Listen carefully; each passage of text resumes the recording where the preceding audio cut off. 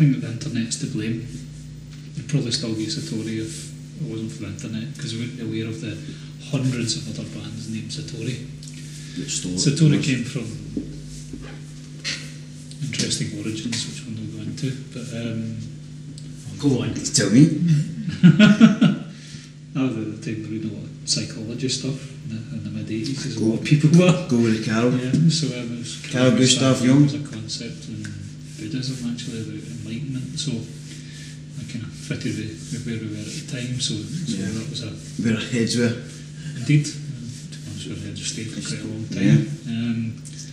However, when it got to the point we couldn't find our own website on the internet, we thought it was time for a change. So, about, I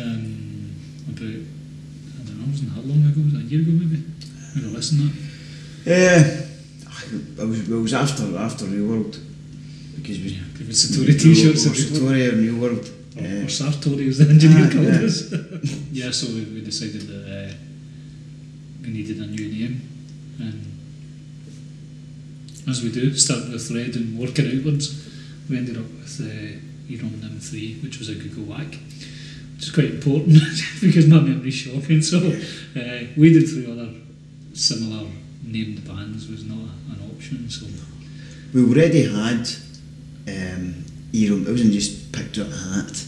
We already had EROM NIM 3 as a track for a subtitle for one of our earlier first album tracks actually. It was called EROM NIM 3, The Libby. It was a classic track. Classic for us. It's a classic 6-minute improvisation with a drum track behind it.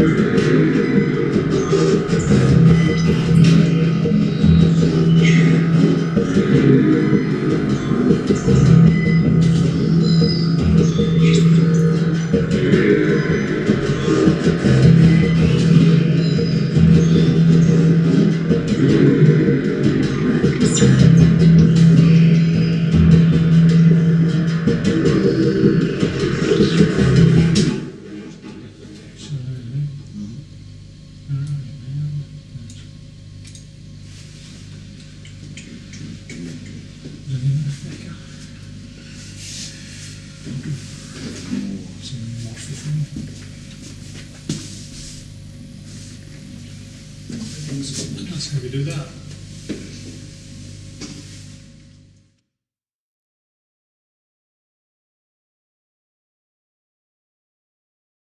Through the magic of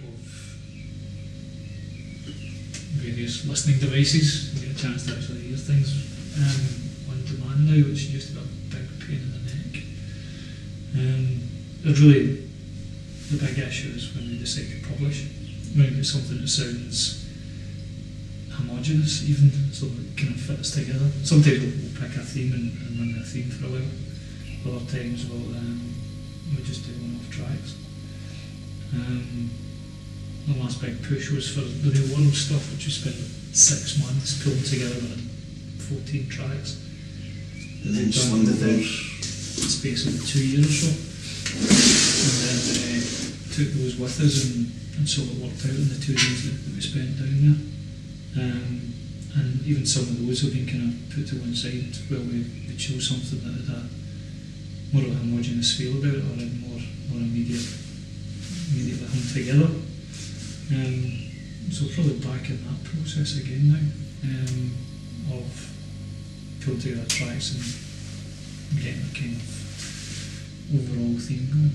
Well, the computer's just full of these tracks that are probably 90% of the way there, but it's that 10% of these takes the time getting it finished, getting it mixed in order to actually say, well, we're just about there. And once we know we're just about there, we'll package them up and go, there's about 6 or 7, is there a theme there we can look at? Or it might be we decide one of our tracks was ex-presents, we decided, no, that's a couple of the tracks and go together, and we started overlaying samples of ex-presidents speeches from over the years, putting each president getting a couple of their speeches, well, cutting it up to say something different, which was fun. But it's the strange messages that came out, especially with Nixon. Was it Nixon? About invading Afghanistan? No, that was Jimmy Carter. Jimmy Carter was telling how it was really bad that someone had invaded Afghanistan and that they wouldn't stand by and let it happen. And apparently that was David talking about Russia, and it really, when we recorded that one, Bush had already been in there. I find yourself in it, I just think how history repeats itself, you know, and then change that to basically Jimmy Carter making a commentary on Bush's excursions is an interesting twist on it. So do you find that themes like politics comes through your music a lot, or is it just that one particular album, one track? I'm not a political band. I don't try to be. I'm not really trying to be that kind of band. It just happened to be at that time, that's what came through. And if that's what the message comes through, that's what I am. What kind of band are you? God. Prefer not to answer that. I think you've had a couple more drinks. Yeah, I've had just a couple of freaks messed with electronics most of the time.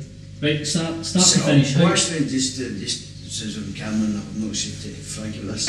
I got a phone call from one of the girls in work. We organise gala days. We organise gala days, and I've played in a few of the gala days. And she's phoned up to say the fact that we were looking for another band, and that she knew that they hadn't given us a chance to play at it. We'd be wanting to play at it. And I had to sort of gracefully decline. And I said, we're not that kind of band actually. Yeah, come out and gig in 2015. If not got enough people in sockets that we could take outside. Do you ever envision yourself going for a live performance? Yeah. We've thought about it a couple of times. We even set lists together. It will be a major art project. I would doubt we would say we're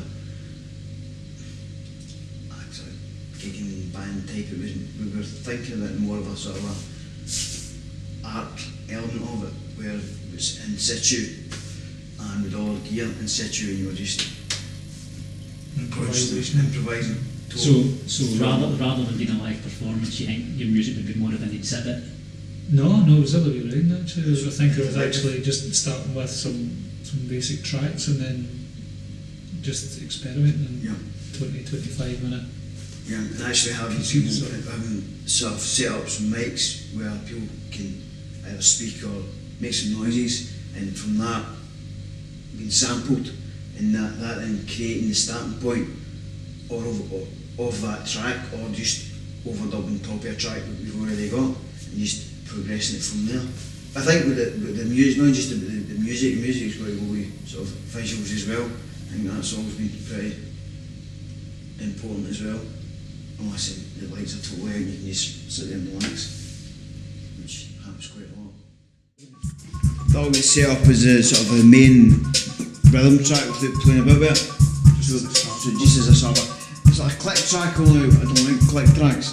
I'd rather something that was actually just there. Can we remove it afterwards? We'll remove some of it afterwards. Yeah. Today is the 10th. As you're here. Just need to get rid of my beers.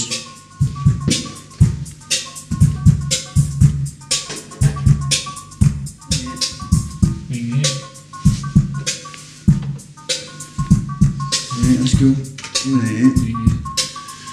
So that's quite important to get that right. So using any tempo-based effects like delays or splitting, chopping and stuff like that, then it keeps them all in sync. So basically John's on a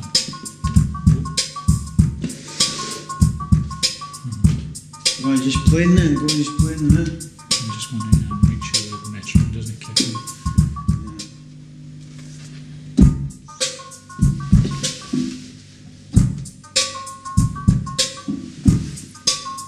Three, two, one.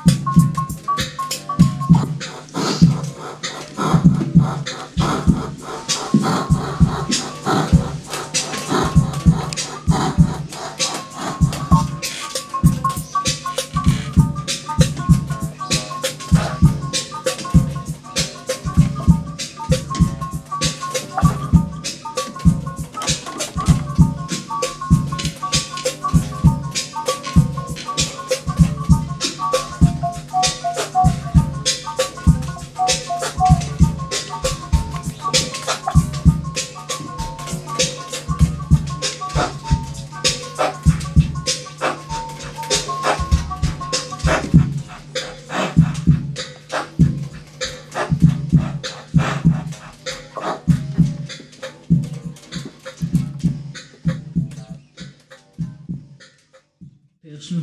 Be pretty personal. John as a bandmate, describe him. Well, we wouldn't have stuck together so long if we weren't both adding something to the mix. Obviously, one of my best friends and gets me musically. I need him in the mix because I'll keep throwing stuff at it and John will come in and pare it back a bit and bring a bit more structure to it and a bit more,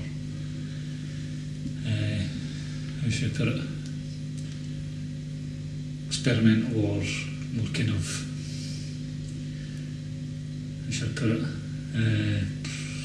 improvisational when it comes to composition. But having said that, over the number of years that we've been working together, sometimes we can't even remember who's done what in tracks. You know, we play guitar in a very similar manner because we've both been playing, like bouncing off each other so long. We've got our both kind of, John's a drummer, I'm a bass player, and I thought I've intruded in his territory a lot through drum machines or drum programs or software and all that sort of stuff, you know. But he's never intruded in my territory until he got the NS electric double bass, which he can now play, and he started playing it and I went, yep, so that's that then. So there is no longer any division between I play and he plays, so You're basically just one person now. we're almost Siamese musicians, yes. There's lovely colours out there for the Co-joined musicians, yeah. sunset, lovely colours. We both play synths.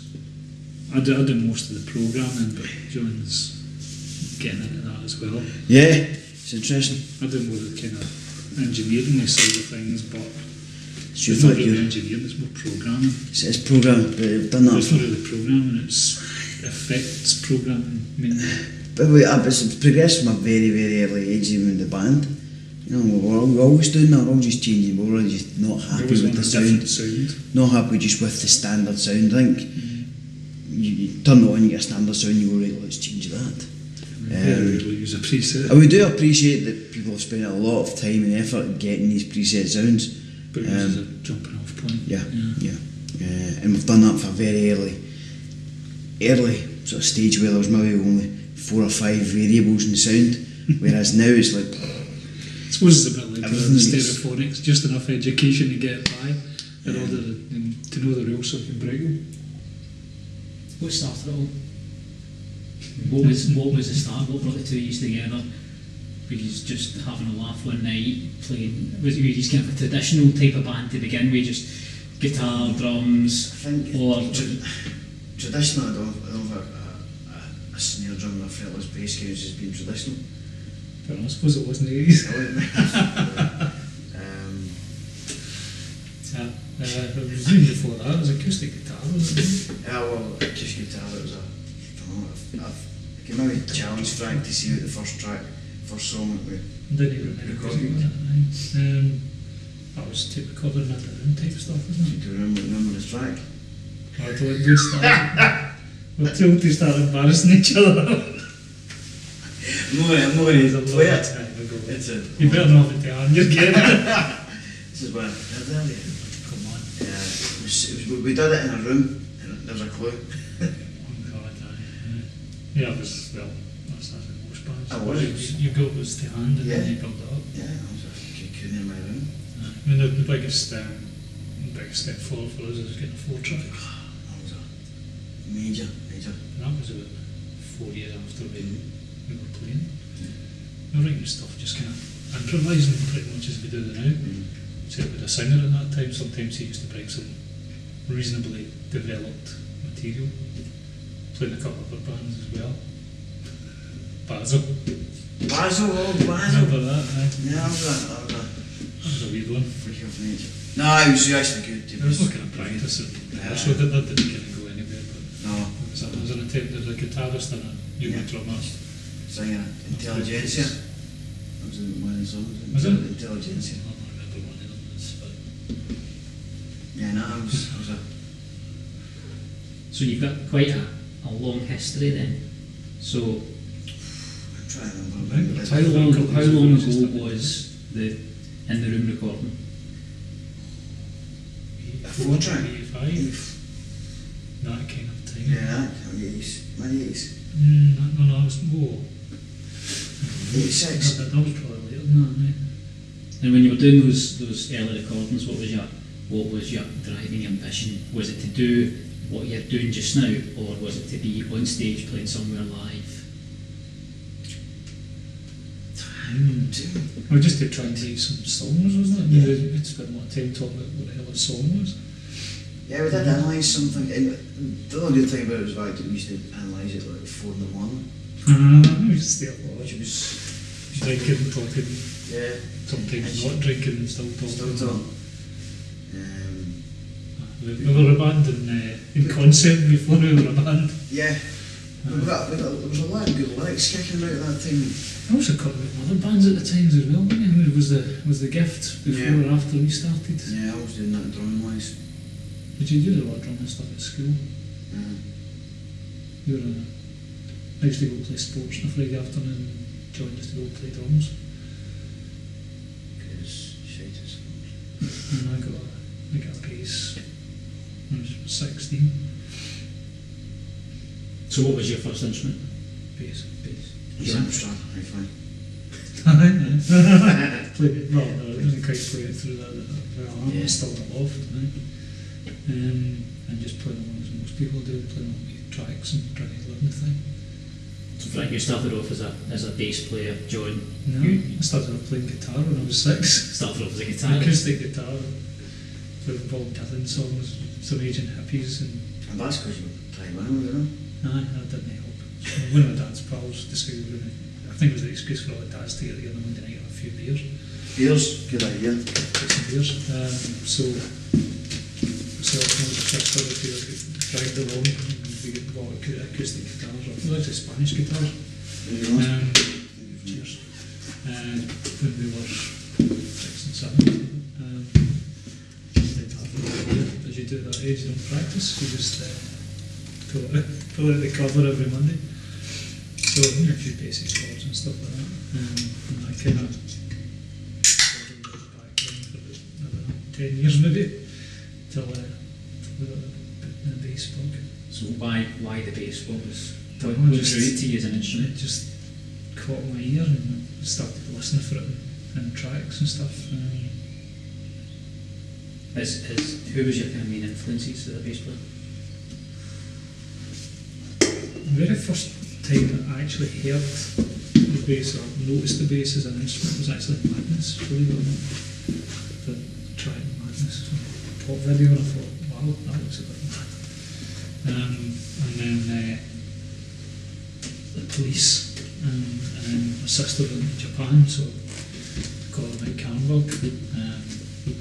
Declined to go see them live in the last tour, which is absolute sacrilege. So there you go. Like, she had a free ticket and cousin's pal or something who would take it. So that was a big regret.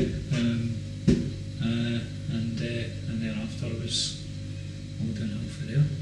So all my pocket money's gone on the last 25 years, as you can probably see. John, drummer? Yeah, drummer. Why? I didn't shit. Because I was left-handed and I could never figure out how I couldn't play the guitar, and it wasn't until I realised the fact that every time somebody gave me a guitar I tried to play it exactly the way they did. They were right-handed, so I was playing upside down, it just didn't sound good. So the two drums, and I just loved rhythm, and I was aware of rhythm. And my days of being an old hippie as well, it was like, yeah, I'd like to headbang, play air guitar, and I was a batter on the beat. I was there. What influenced you as a drummer then? What particular artists, bands? Manu Katché is a great influence. Played with Peter Gabriel, brilliant. Neil Peart, Rush. He was wondering when that was going to come up. Wow, he's a god. That was your nickname for a while, wasn't it? The guy's just amazing. The amount of stuff he plays is intense. It's not just a basic 2-4-2-4. He plays brilliant. Can't get any better than that. Even in his elder years. Terry Boswell gave her for his money. There's other ones out there, but Neil was the one that started it all, having more than 5 Taylor 70-piece kit, that sort of stuff. Stuff, the thing is, stuff for Iron Maiden as well, Iron Maiden, a lot of the heavy metal bands at that time. John was a metal head. Didn't get the credit they deserved, honestly. Probably because most of the fans were deaf at that point, but there you go. Yeah. That's what to do with it. Drums are one of the most important things to have. Gabriel, because he was a drummer. So, a couple of great drummers around. So you've both got your individual skills, bass playing, drumming, guitaring, here and there. So how do you mix that talent into your band? Magic with electronics, as well as those kind of bands we mentioned. John got me into the Gabriel side of things, and my pals Mark got me into the Depeche Mode stuff. So just listen to all sorts of stuff over the years, My sister's pals, actually the band before we had, there's a lot of people running about Bellshill in the 80s at bands. Loads, everybody that turned ever was in a band. It was more popular than sport and fishing. I was hanging about with these guys, helping load their gear. They were having gigs, and I was kind of running about in there doing practicing and writing songs, and they had a 4-track, so I kind of had the rudiments of how to work a 4-track through that. First ever synthesizer, so the Pro 1, I had one of them, really nice sequential circuits. We had one of them for a while as well. Yes. Swapped it for a mixer, bizarre choice for and an SH101, which an old classic as well. The first ever sampler I saw was with Thomas Parson and the sampling pedal, Boswell, which could be triggered off the synth. How long could you sample for? It was about a second or something, second and a half, enough to burp or squeal in or something like that, It was so, we were there at the birth of all that stuff, Dr. Rhythm, drum machine, all that sort of stuff. So it was always kind of something that was around. 66, we were still in there. You still get batteries in it, still works. Yeah. So just from that kind of thing, obviously because A, kits are expensive, and B, no way to play them. John ended up doing the electronic drums road, so that was the start. Drum machine was early, and we never managed to get that until pretty recently. We were doing a lot of stuff with the electronic drums, and that's what that was happening. We would program the kit through that, and then it was we need to do something else. So then we were progressing, we were saying get bass playing and drumming and that, so I guess we did sort of first true love. Electric guitar was the next step, really, wasn't it? What you started in CZ101 guitars, keyboards, DH27, DX27, which is something that you've got as well. As with tracks, we never throw instruments out either. No. It's all there somewhere. The thing is, we put a couple of websites together, and we were saying about a band that then developed as our finances allowed. Because we just buy stuff. Even with our students. A few pounds. Get a pedal. Frank's more of an expenditure man than I am. I remember.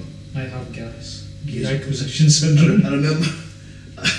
I remember we got money for being students at that time. That's way back when we used to get money. And we went to look at keyboards. And when we knew there was not so much money to spend to buy a keyboard, and we went to the shop, it's not there anymore. It was we bought the S2. The guitar, that was the original guitar store. The keyboard section in it. That was still a guitar store, right? And so we were just in there for a look about, and the guy came up and was looking for a keyboard and that, but once the range we are, money wise, like a tenner, that's it. And he's like, have a look at this one here, and it was like, this too. The guy was one of the best salesmen I've ever seen. The guy was so down to earth, they just played with his stuff. And he says, I want to see this. I know you can't afford it, but I want to see this, And this is one of the kind of earlier generation workstations. and it could sample, you could play samples of it, you could make your own samples and all that sort of stuff. And he just started playing about with it. And there's a couple of scene discs which well, it he's was put in. some print stuff. That really just caught my eye and went, oh, look at that, look what it can do. And then like, price tag, you go, wait a minute, sorry. And then we decided, okay, we just go away. And left it, and we went to a bar. Went to the pub next door. Went to the pub next door, buy a pint, and sit there. And I didn't even need to say anything, I just knew. Yeah, I had the fever. He's like shaking, you know, and he's just looking at me, because he knew that I knew. And we sat there no talking to each other. I'm just shaking my head, and he's just nodding his head. It's like, you get finance on that, you know? yeah, I know, there is ways and means of getting it. Yeah, but we discussed it without actually talking. So we came in agreement that it was a good idea, however, it was still a your good idea. wife would kill you. Yeah, to manage to come out with a reason that you sell a car or something like that. Well, don't say the word's lucky. I wasn't married as yet, so I had a wee bit more freedom in my finance. So that was a process. That pushed us on a lot. You know? I did. One of the best purchases at that time. The amount of grind. At the time, computers couldn't do it. Yeah. And you couldn't do hard disk recording. So it was one of the means to actually structure songs and create a kind of. We were starting to outgrow the 4-track way. See, as soon as we got the 4-track, we'd outgrown the 4-track. We were pushing it to do so much more than what it was built to do. And we had at that time put the tracks into a couple of places for reviews and stuff like that. And everything that kept on coming back was about which studio did you do it in? Because the quality that we were getting, the actual quality of production we were doing was that high for being on a 4-track. But we didn't see it as being, no, we were doing this big production thing. This is how we just do it. And there's a lot of people come back and went, that's a really, the vocals and that is excellent, where was that recorded, or the production and that, the kit and the sound quality, the drums are excellent. And what did you do? And you're like, no. We did Zoom. Was it a Zoom? And it's like that's behind you as well. Just plugged in. We Zoom 9001. I was one of our first. One of the first multi-functions that you could get for a couple hundred quid. Yeah, quality ones. Because there's lots of stuff out there. Well, no, actually, lots. There's bits and pieces that just weren't cutting it and that. Other than studio level. Yeah. Funny money stuff. Yeah. I mean, the good thing about that was to say allowed us to play about with effects at low cost and production and some of the other things. We used to bump into, or I certainly used to bump into guys who said Florence quite a lot, and we went up to them. We went to America to break it and disappear without trace, unfortunately. So we used to bump into them a lot in Delta and pubs and stuff. And okay, so who does your arrangements and all? And we went, John, what's that? You know, there is no back team here, it's us. Okay. We always kind of noticed that we had a bit of an ear for composition, so we kind of lost that wee bit too much because we've been spoiled away. So some of these are like 80 track spectaculars. Because it's not a 4-track, and to get as much out of 4-track as you can, you need to actually arrange it in a way that it's done. Yeah. But what it did do is you also then had to record it with the effect on it. And once you've done that, you need to commit. Thank God, I think I'm a commitment. No, the musical side, obviously. Once it was there. And when we took, when was that, a couple of years ago, we took the 4-track back out and remastered some of the stuff. Some of the way the arrangements were coming. There were a few technical errors in there that you can't fix, unfortunately. That's the problem. I do a bit with filtering, but You can, but yeah, once it's done, it's done.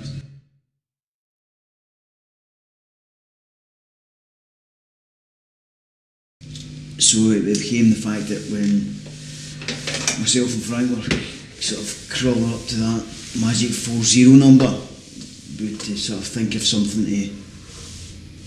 to do to commemorate it really. And plus we've been talking about going down there since the 80s, even just for a day just to see it, just to get, sort of take in the atmosphere. And one night Frank had done some late night Google searching. As I do. As he does when you read emails from him and they're time dated like 4:30. Have a watch, have a look at this. To give me an idea of what do you think of, you know. So yeah. Instead of spending a few £100 going down for a day, and if you're lucky, trying to scrounge a gigged tour, why not just do it? Why not get some tracks together and actually make an event? Yeah, so we made some inquiries. Made the blood pact. Mrs. Husband. Mrs. Husband, what's her name? Household husband. But there's somebody else to fame, don't I? Excellent, very much. Hey. They were got to say they were excellent. We kicked it off about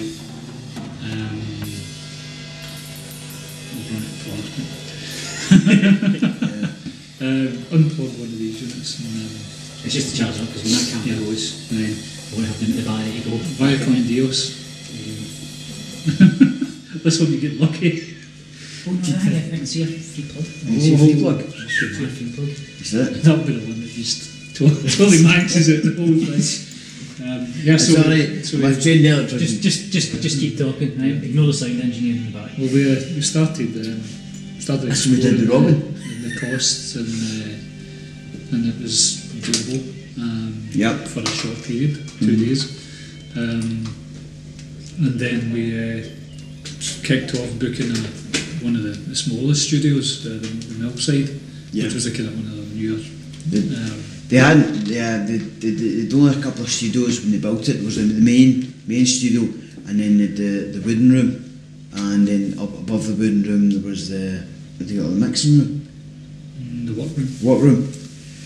And previously they stopped actually hiring out the workroom for recording. So for whatever reason they built another section of it. Because it had sort of grown, the real world was there, but there was real work records as well. There's so many buildings in the complex that they decided they have a lower cost studio. Which was out. Top end's about £1,000 a day. This was a lower end, a couple of £100 a day. So we thought, right, okay, that's very good. In essence, when you look at the pictures of it, it was a massive, it was like a barn, a converted barn, because that's where the bath is as well. Real world is a converted barn. It's a mill. Complex. With an extension, a new extension they built when they got it. But then they went and built to one of the barns and converted that into a one big room with a mixing desk and recording element in it to do it. And we were over the moon with that. It was great. We were all set up to do it. Because we use this sonar setup, we also need an engineer as well, because everything's Pro Tools rather than this is sheer luck that we use this now, because we had a few trial versions and literally it was just pick one and we'll run with that. There's one of the new ones that came out, because the rest of them were all Pro Tools, the rest of them was other ones. We're talking 15 years ago. Yeah, they all come in. It wasn't called Sonar, I think it was Cakewalk. And it was like, because we started playing about with the first one we did electronically was, getting back further from that, divert for real world. But Turtle Beach was for PC, right? But going further back from that, we had an Amiga. We did an Amiga with a tracker, Pro Tracker or something tracker. And you can actually put samples into it and really use it as a multi-track sample. But this was way back. We've always been a sampling band. Yeah. Because we were sampling on 4 tracks and playing stuff like that. The hard way. And that back's a biggie. I don't know. Looking at these. But no, when we were doing the recording with the Amiga, we were recording with the Amiga, but also a PZM mic, Frank, Yes, I love which was one of the best ever purchases at that time. If you, rather than explain what a PZM mic It was is, legal quality. it was. You used to use it on the bill. That was what I was going to say. If you wanted a description of what it was, when you actually saw the bill and they were interviewing, trying to arrest people and trying to interview them, there was this black square. I don't think they were trying to interview him. I think they actually were interviewing him. Well, they were. It was They're successful interviewing people. it wasn't a real programme, so it was No, well, pretending. that's a fair point. Okay, I stand corrected. It wasn't like Batman and all that. No, real police. So this black square there was a PZM, and what happened is, depending on the background that you fixed this mic to, the whole background became the mic. So you'd have, if it was just a small square, it was a metre square piece of hardboard, that whole square would become the mic, and we used that for the majority of our recordings at that time. PZM stands for pressure zone microphone. This is technical jargon now. It's It's a basically black square. what it does is it makes the whole wall of the mic, which allows Gives that capture. same zone. Yeah, an equal zone. Yeah, what it basically does is The radius of reception but what it does is it increases. gets rid of any kind of pops and clicks and stuff, and it's quite robust as a recording It's technique. very, very good. The other thing that we did find out that when we used to record and it was at the time my bedroom. We used to set it on the external wall, and we would then yeah. We used to fit it in. Mum and Dad said? Yeah, and we used to You put. sure about that? Yeah. Okay. I thought that was taken because of the middle of the room, but there you go. Okay. Oh, Anyway, one was a combination of both. Yes, probably. and then used to do that and then record stuff, and we then play it back. And we always knew when we had a good track recorded, because it was either a bus going by. Yeah, the bus was always a key feature. The of bus the was going by, or it was the ice cream van. But You wouldn't hear it. You wouldn't hear it until we actually played it back, because when it was going by, you were still getting some sort of reception. Plus, we'd probably have cans on anyway. Yeah. We might not necessarily listen to the mic. And it added to the ambience of the track. And in order to bring that round full circle, when we got to Realworld, their main feature was the train, Yes. and it wasn't a good track unless the train appeared on it at some point. Yeah. Yeah, fabulous. Well, We're a transportation band. one of the I don't know if we've actually got it on. We may have. One of the album, the tracks we recorded down there, instrumental stuff. We did a lot of the tracks up here, and we finalised and did a lot of them down there. And then it took about a year and a bit to actually mix them and do what we need to Distill do, them, re-polish and do bits and pieces. But one of the things that always seems to come up is you don't know where a track's going, and it's not until just some clicks. Focus it, yeah. When we were down there, although we were there together and to do stuff, we'd all sort of just go separate ways. And I'd be taking video, pictures, recording stuff, and Frank would then just take his recording device, which we actually borrowed from a director, to record on sort of when we're walking about. And if I was intelligent enough to have switched it on the first time, we wouldn't have got what we got. No, yeah. Because I walked round the grounds going, oh, this is marvellous, fantastic, and captured nothing. So, right. So then he did do it again. He's alright, I'm away again. This time we had press record on it and started walking. So as we were walking over, Frank bumped into a guy called Bernard O'Neill, who we'd met at dinner time, at lunchtime. Yeah. Because what happened down there is the fact that you would do your recording, but it was very civilised. It was just Middle England. It was very civilised, and they've got a cook there. And I think it's also conscious as well. They try and set some hours as well. I think we would let's work. But they know they're experienced enough to know the fact that you can't just keep on working without your breaks, without your food, without your hobnobs. So that was conscious there, and we were going for dinner, and it was like, well, yeah, let's just go for dinner. Expecting just to gin there for dinner, bang, you know. And away again. But we sat down there, we bumped into Bernard O'Neill, Nick Cage, and I can't remember the other guy, Dubler, that's Nick Cage's name, Dubler as well. The guy, the singer, Abdul. We met them, didn't have really a clue, really. Extent the Nick stuff we did underground. We knew about Dub Colossus. Last of that was what they'd been doing, but most of Syriana was a project they were working on at that time, and they were there just to sort of do some de-popping. Do some stuff. Post-production stuff. Yeah. So we'd met them, chatting with them, and they were excellent. You know, Nick and the two guys they're old school. Nick and session musicians, really, aren't they? Yeah, they've been about for absolute years, and they used to do a lot. That's good coming from us, you know. No, well, we've been kicking over 25 years, but they've been in the game for 35 years.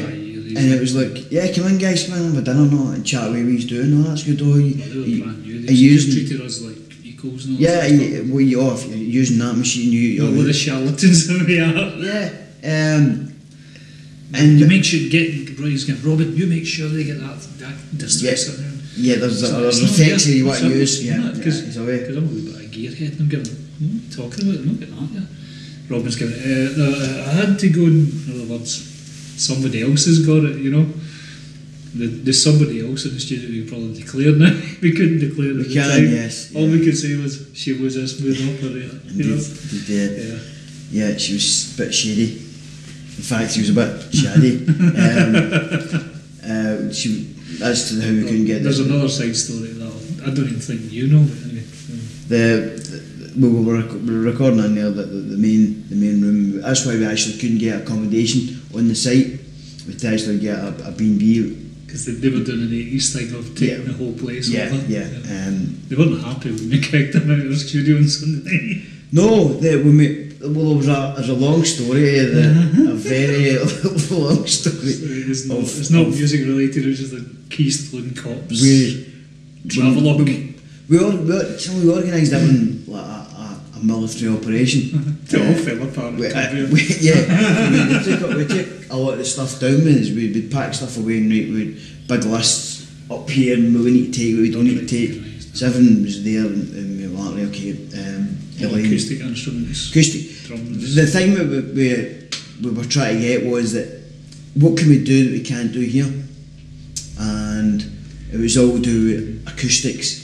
It was quite interesting that when we sat down for dinner on the Monday night, that was precisely the point that the experience guys made was don't sit down here doing stuff that you can do in the house, doing the project studio. You know, that's precisely the approach we're taking. That's why we're here. We'd hired a drum kit to do it now, so we were whether or not we do it or not, do it again, never do it, we get percussion was the main thrust of the whole thing. It was because sampling. Sampling takes a whole new. Because we're doing a kit. The kit was set up, and then we then started doing sampling, and we come in and said to Robin about sampling stuff. What was the question? He says, "Can the mics stretch to the corridor?" He's like, "What do you mean?" Because I noticed there was some mic plug-in points going up the stair, and he says, when the studio was designed, they had a Woman Day or something like that, where they just people recording all over the complex. Yeah, which if you're watching this and you want to buy it, it's in Realword's on sale via Realworld website. It's a Real blue ball. World. Realworld.org.uk. It's a blue ball. Big blue ball. Big blue ball. And if you actually go onto our site, you'll see pictures of us sitting in the big blue ball. So www.eronnym3.com. Robin tried it and it didn't work, but he ran some leads out and that sort of stuff, so we were playing his head a wee bit. It was one of those kind of instantaneous things of,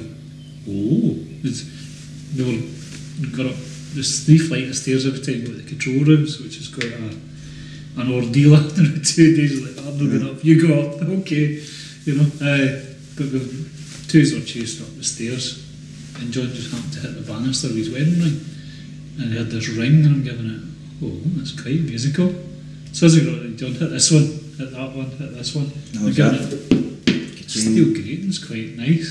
I'm giving it, this could be fun, you know, let's get some stuff out. And we ended up pulling some percussion instruments and djembes and stuff. We can always talking, drumming, and just metal against metal, wood against metal, you know, you name it. Hands on, finger cymbals, all that sort of deal. I mean, once we described stuff to Robin what we're after and what we were trying to do, he was caught on pretty he quick. did gave him his dues. He did really well, because we talked about how we were doing the drumming, and also the fact that we ended up as well, rather than just doing some songs with the kit, we're like, right, okay, we want to sample it, so we'd all set up, and the sound we got the drums was excellent, due to the fact that there was like thousands of pounds worth of Neves going through it. So it was like, well, you say thousands, it's tens of thousands. You don't get thousands of pounds worth of Neves. We get one track, one channel. You get half a channel. So when the kit was set up, we then just did some samples of snares, toms, cymbals, you name it, and that was good. Which means we've got a lot of stuff to build, create stuff. The samples we took with the banisters and you name it was just recorded. It was, you know, even we used that actually on the track, so yeah. It sounds excellent on the tracks. And just playing it live, but also the samples and stuff. Yeah, but the thing is, got a bit of a fetish for not using the same sound twice. Yeah, but we didn't restrict ourselves to just sort of playing non-musical instruments. We would play musical instruments and and sample it as well. But we wouldn't. We then had to decide to say, well, look, people have spent a lot of money tuning a piano. You know, they did tune a piano, and what you don't want to do is actually then detune it. But you know, we just detuned it I think the technical we treated the piano. We did treat the piano. It was sustain. Sorry, sustain. Yeah. And the other wee going the old Hammond organ, which was good. The Hammond organ was great. The Hammond really, until it wasn't at the very start. I thought I broke it. Go on, you didn't tell me that. I thought. Thank God they got on-site engineers then. Until I realised that there was a volume pedal. It's working okay now. But it's not making any sense.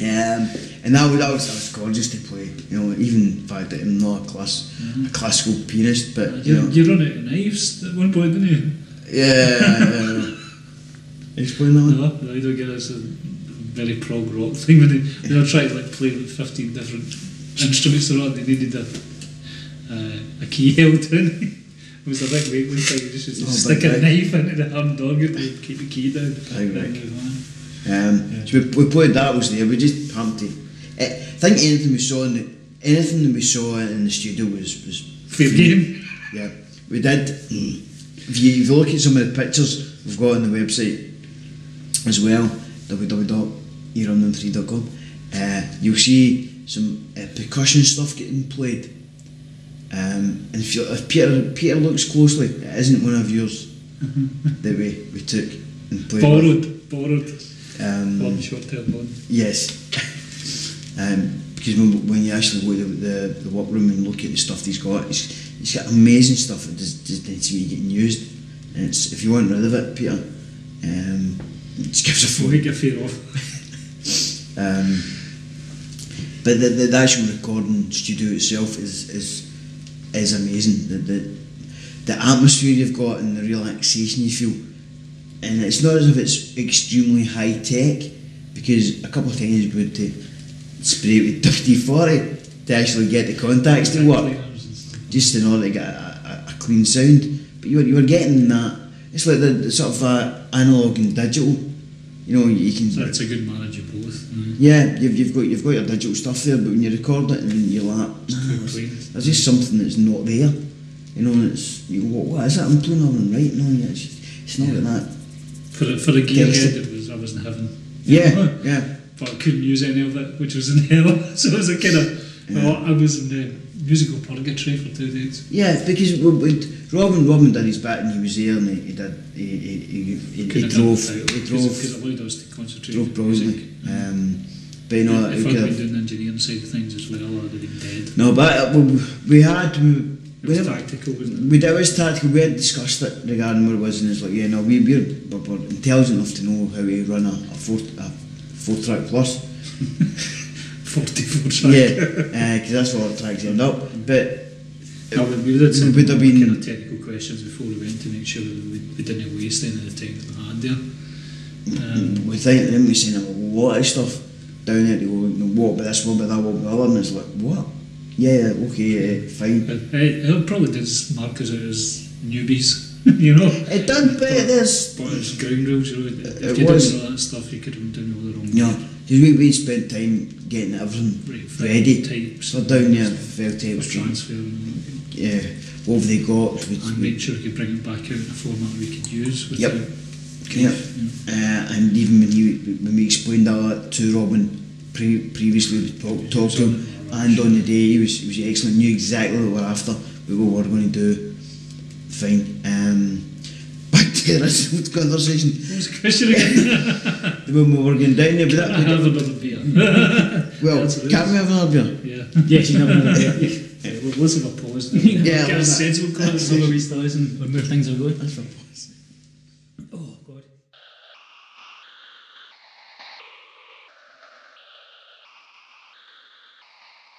This is an hour to sitting on the flying car.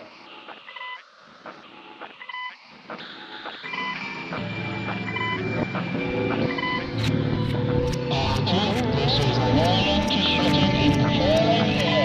70 degrees, 10 minutes, now. 57 degrees, 31 minutes east. This is a warning to sitting in the flying 70 degrees, 10 minutes north, 57 degrees, 31 minutes east. Please run aircraft fast. Left control. Small doors. And Chinese.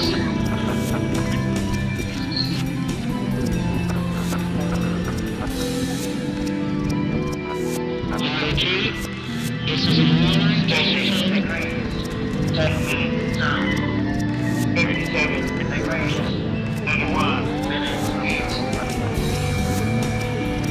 This is a warning to sitting in the flying gas.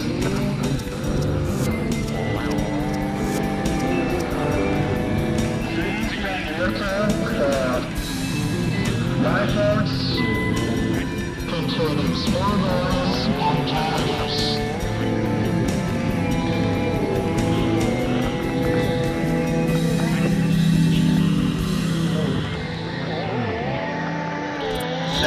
Degrees, 10 minutes south, 57 degrees, 31 minutes east, 70 degrees, 10 minutes south, 57 degrees, 31 minutes east.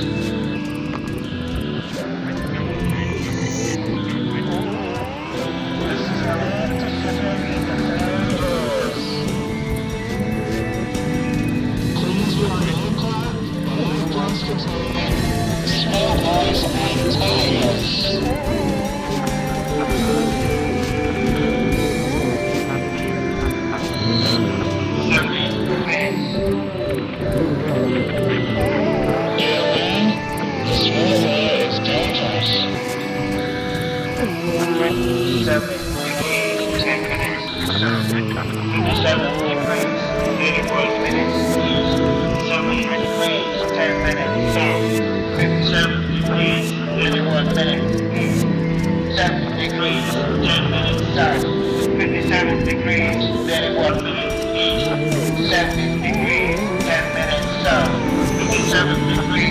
31 minutes east.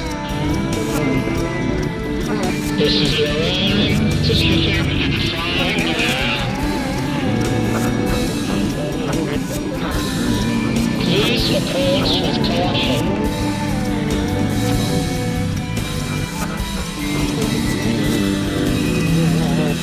7 degrees, 10 minutes south. 57 degrees, 31 minutes east. 7 degrees, 10 minutes south. 57 degrees, 31 minutes east. 7 degrees, 10 minutes south. 57 degrees, 31 minutes east.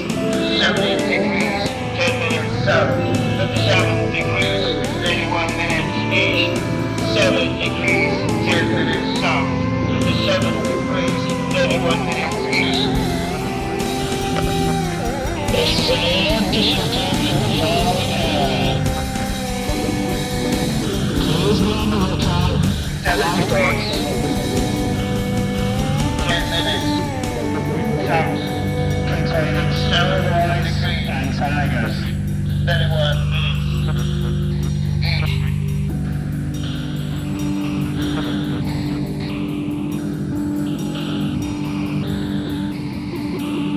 Please be on the lookout for small whales and tigers. 70 degrees, 10 minutes south.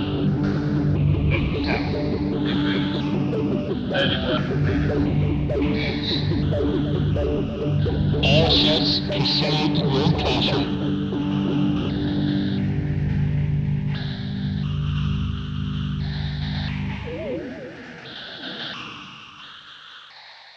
70 degrees, 10 minutes south. 57 degrees, 31 minutes east. 70 degrees, 10 minutes south. 57 degrees, 31 minutes east. 70 degrees, 10 minutes south. 57 degrees, 31 minutes east.